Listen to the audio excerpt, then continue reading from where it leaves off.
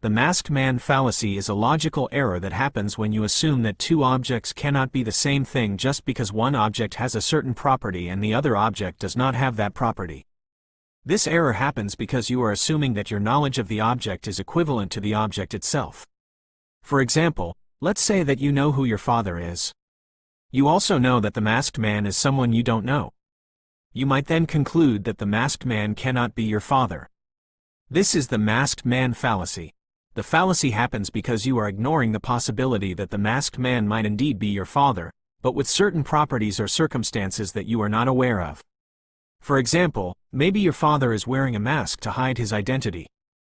Maybe he is in disguise because he is trying to surprise you. Another example of the masked man fallacy is if you know that your husband is a kind and gentle person. You also know that the robber is a violent and dangerous person. You might then conclude that your husband cannot be the robber.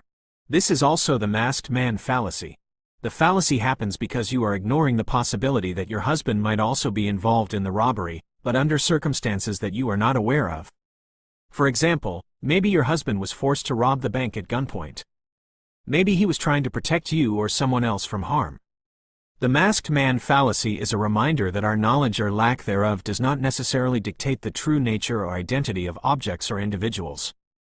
It is important to be open-minded and to consider all possibilities, even if they seem unlikely.